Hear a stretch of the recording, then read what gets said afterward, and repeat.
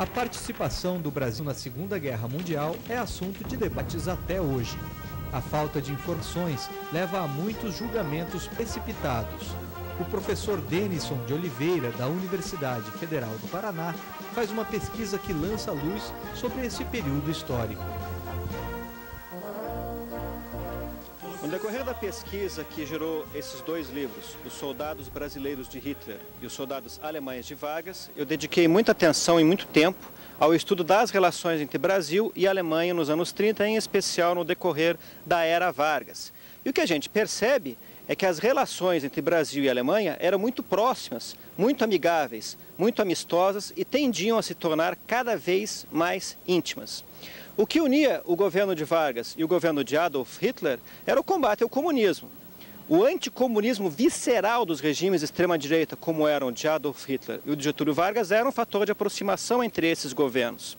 Um outro fator muito importante na política das relações internacionais diz respeito à política comercial.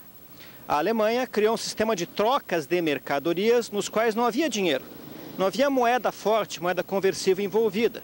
O Brasil remetia produtos, para a Alemanha pagava com produtos industrializados. Quer dizer, o Brasil remetia algodão, madeira, matérias-primas e recebia produtos industrializados como máquinas e armamentos.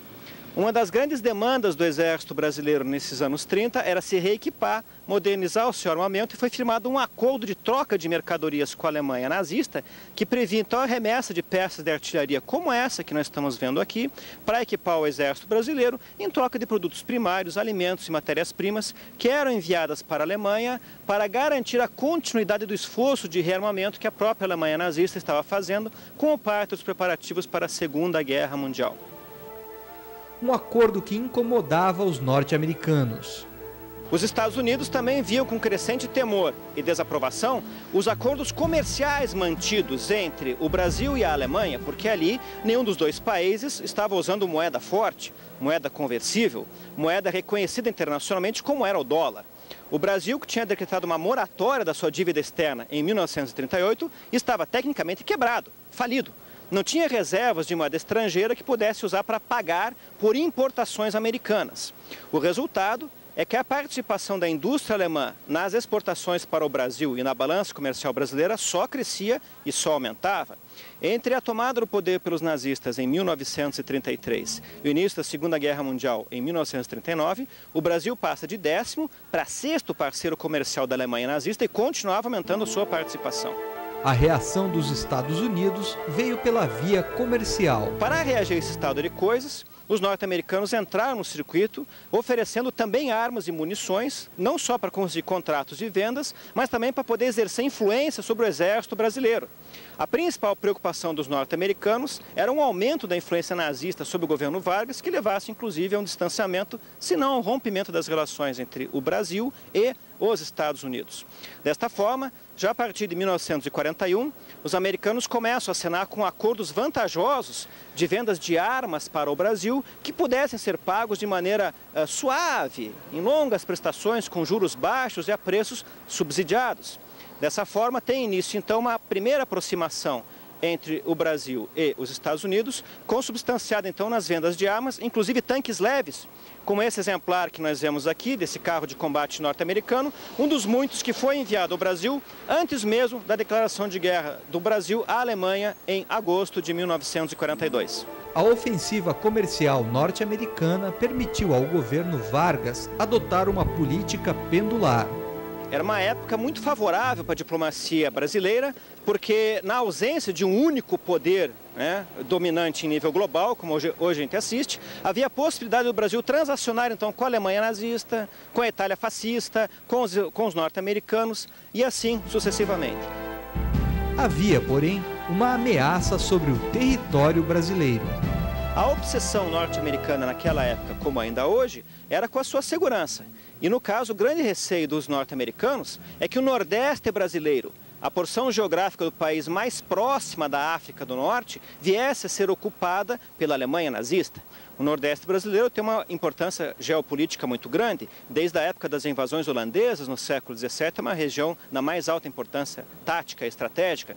E os norte-americanos temiam que essa região viesse a cair em mão dos alemães. O temor era tanto que os Estados Unidos fizeram planos radicais. Aí que entra um caráter muito conflituoso nas relações entre Brasil e os Estados Unidos.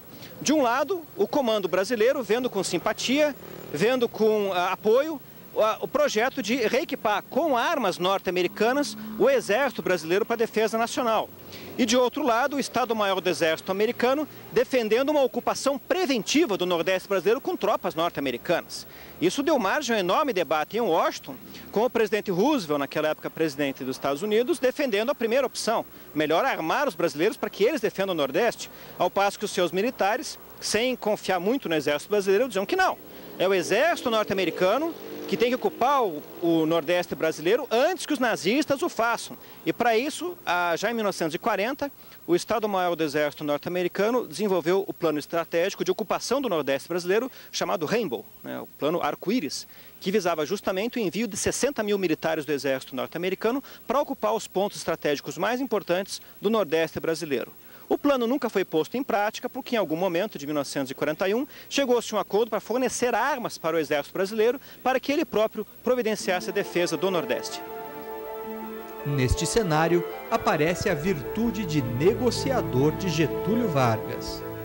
A historiografia reconhece como positiva a atuação dele, embora sendo um ditador, embora sendo um governo que perseguia os seus opositores e críticos, que usava de métodos bárbaros e condenáveis, com a tortura, as prisões ilegais, até o desaparecimento, né, de opositores políticos, a historiografia ainda hoje, mesmo sendo crítica, né, da relação de Getúlio Vargas com a política democrática, né, reconhece que sim. Reconhece que é possível se afirmar que Getúlio Vargas usou de muita habilidade para extrair dos norte-americanos o máximo que ele podia.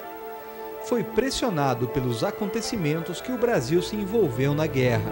Com a queda da França diante dos exércitos de Adolf Hitler em maio e junho de 1940, praticamente toda a Europa ficou sob domínio de Adolf Hitler ou dos seus aliados.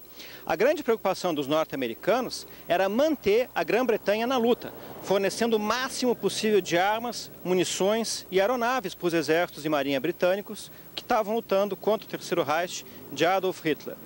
Para poder entregar, para poder enviar esse material de guerra até os britânicos, tornou-se fundamental a construção de uma ponte aérea ligando as fábricas dos Estados Unidos às linhas de batalha na África do Norte e na própria Inglaterra. Para viabilizar essa ponte aérea, foi necessário construir uma série de bases aéreas norte-americanas em território brasileiro. Foi justamente o desejo dos norte-americanos em instalarem essas bases aéreas no Brasil que Getúlio Vargas usou para forçar a concessão de vantagens para o governo brasileiro. As principais vantagens diziam respeito à concessão de créditos financeiros, de empréstimos, né, a juros subsidiados, a juros muito baixos, para a aquisição tanto de material de guerra quanto de tecnologia para a modernização industrial do Brasil. Foi nesses termos que o governo Vargas conseguiu, então, a concessão de empréstimos para a aquisição de um vultoso número, né, de equipamentos militares e munições e também o financiamento e assistência técnica para a construção da Companhia Siderúrgica Nacional, que foi um grande marco na industrialização brasileira, porque finalmente o país começou a se tornar autossuficiente na fabricação do seu próprio aço.